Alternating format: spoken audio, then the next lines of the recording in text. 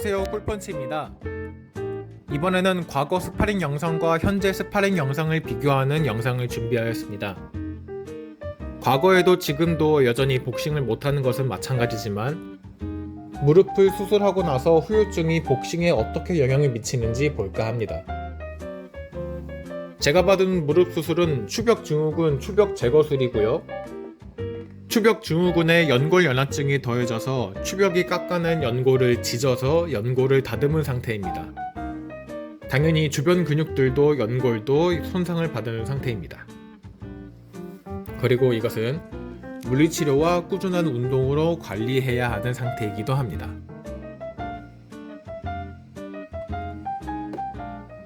지금은 무릎 수술 전에 찍었던 영상을 보고 계시는데요. 올해 초에 찍었던 영상이라고 생각이 됩니다.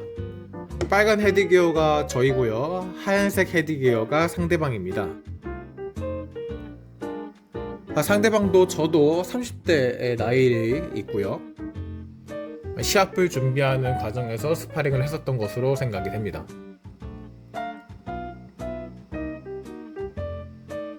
수술 전에는 지금 보시는 것처럼 여느 스파링과 다르지 않게 다리 움직임이 자유로운 것을 볼 수가 있습니다.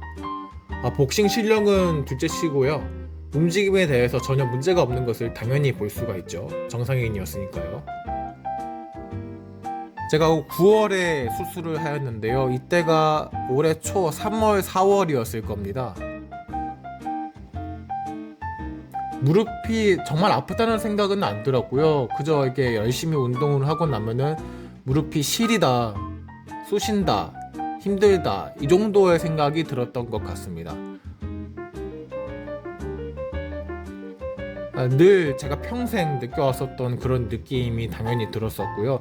그저 제가 몸이 약해서 체력이 약해서 훈련량이 부족해서 내가 잘 못하니까 이런 느낌이 드는 것이다 라고 생각을 했었습니다. 근데 그것이 추벽 증후군인지는 저도 병원에 가서야 알게 됐죠.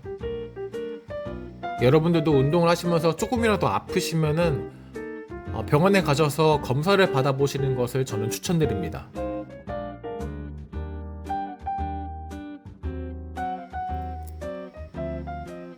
상대방이 굉장히 매너가 좋으신 분이어서 저도 저때 굉장히 편하게 스파링을 했었던 기억이 나는데요. 복싱 경력은 둘 다 비슷했습니다. 1년 반 넘게 비슷한 경력을 가지고 있었고요. 아무래도 복싱은 하체 운동이다 보니까 스텝을 먼저 잘하는 쪽이 우세를 점하는 것 같습니다. 제가 스텝을 잘 못하고요. 원래 앞발에서 뒷발에 따라 나오면서 펀치와 잔펀치와 그리고 페이크를 주면서 훅을 위아래로 쥐었어야 되는데 잘 못하고 있죠. 잽도 제자리에서 주면 안 되고 발이 같이 나가면서 잽을 줘야 되죠. 잽만 나가면 느려서 잽을 못 맞춥니다. 발이 같이 나가야 빠르고 쉽게 잽을 줄 수가 있습니다. 그래서 복싱에서는 하체가 필수적이라고 생각이 됩니다. 저도 마찬가지지만 상대도 스텝이 잘 안 움직이고 있죠. 둘 다 초보 복서여서 그런 것 같습니다.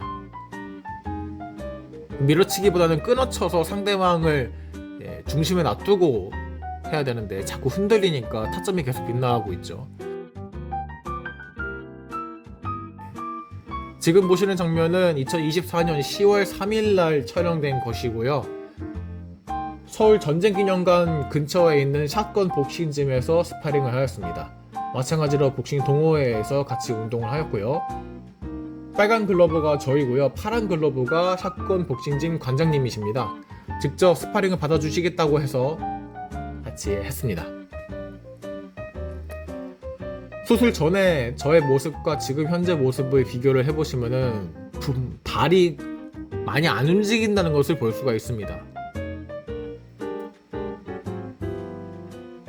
9월 초에 수술을 했으니까 딱 한 달 만에 스파링에 나선 것인데요. 여전히 무릎에 힘이 들어가지 않아서 보기에는 느껴지지 않으실 수도 있겠지만 하체 힘이 거의 들어가지 않았습니다. 무릎으로 무게를 지탱해주고 리듬감을 실어줘야 되는데 전혀 되지 않았고요. 네, 이것은 스텝이 아니라 이동만 가능한 것이지 기민한 움직임이 보여지지 않았습니다. 또한 상대방인 관장님께서 저를 굉장히 잘 받아주셔가지고 제가 움직일 수 있었던 것 또한 크게 한몫을 하는 것 같았습니다. 하다가 이제 끝나고요. 이전에 영상을 다시 보시겠습니다. 무릎 수술 전의 모습입니다. 확실히 발의 움직임이 다릅니다. 스텝을 밟고 있고요. 이동과 스텝이 편안해 보입니다. 제가 자유자재로 움직이고 있고요. 당연히 정상인의 상태였으니까 움직임에 제약이 없죠. 복싱 스킬에 관해서는 제가 프로 복서도 아니고 전문 복서나 격투기 선수나 그런 사람도 아니기 때문에 아주 취미로 복싱을 하는 사람이기 때문에 어떤 복싱에 대한 자세한 견해는 제가 말씀을 못 드린다는 점 이해 부탁드립니다. 그저 코치가 알려준 대로 하는 것만 해도 생활체육으로서는 베스트라고 생각이 됩니다. 저는 되게 인파이터적인 경향을 가지고 있는데요. 인파이터는 맞는 것을 두려워하지 않아야 된다고 했습니다. 그런 것은 스텝과 이동으로 그리고 회피를 더해서 치고 나가면서 주먹을 흘려주면서 상대의 위아래를 주면서 힘있는 펀치와 카운터를 적중시켜야 되는데요. 제 코치가 저에게 말씀을 하시기로는 타이슨을 똑같이 따라하라고 하더라고요. 사람마다 개개인의 차이가 있어서 스타일이 다를 수는 있지만 저는 타이슨처럼 하는 것이 저에게는 맞나 봅니다. 하지만 제가 보는 모습은 타이슨은 하나도 없네요. 상대가 위로 오면은 배를 주고 어퍼를 날리면서 훅을 쳐야 되는데 못하고 있죠. 그리고 이렇게 말씀드리는 복싱의 모든 것이 기반에 하체가 있어야지 나올 수 있는 건데 하체가 안 되는 지금은 보여지는 것은 좀 괜찮게 보여질 수 있다고 치더라도 힘 있는 펀치가 전혀 나오지 않습니다.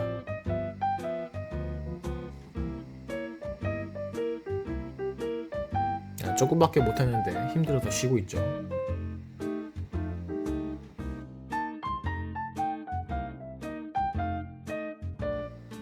관장님께서 이제 맞아주신데도 불구하고 펀치가 빠르게 나가지 않고 있죠. 다 하체가 기반이 되지 못하기 때문에 빠른 펀치도 나가지 못하는 겁니다. 잽 같은 경우에는 뒷발에 힘을 주면서 앞발에 스텝을 밟으면서 잽을 칠 수가 있는데요. 이건 역시 하체에 힘이 들어가지 않기 때문에 주먹의 위력이 굉장히 떨어진다고 느껴졌습니다. 반면에 관장님께서 아주 편안하게 저를 받아주고 계시죠. 제가 빨간 글러브, 관장님이 파란 글러브입니다.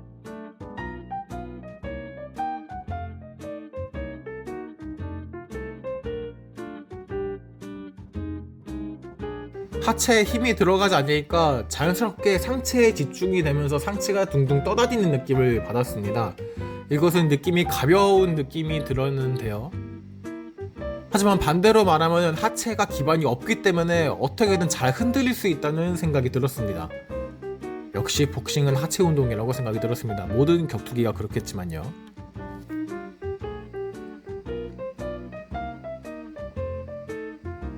하지만 몸이 상체가 가볍기 때문에 힘없는 펀치지만 잔펀치들을 좀 낼 수 있었던 것 같았습니다.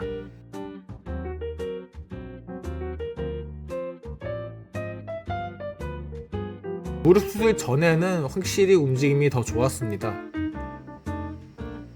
하지만 무릎 수술 후에도 제가 느껴지는 것이 있어서 여러가지 몸에 변화를 주면서 복싱을 하는 것이 도움이 많이 되지 않을까 생각이 듭니다. 무릎 수술을 하고 나니까 이 잔펀치들이 얼마나 중요한지 알게 되었고요. 그리고 힘이 없어도 이 훅이나 어퍼 같은 경우는 회전, 골반의 회전을 이용해서 펀치를 낼 수 있다는 것도 알게 되었습니다. 상대적으로 하체에 힘이 안 들어가니까 상체에 집중하면서 가볍게 낼 수 있었던 것 같습니다. 물론 힘 있는 펀치는 아니고요. 센 펀치를 내려면 당연히 하체가 있어야 되죠.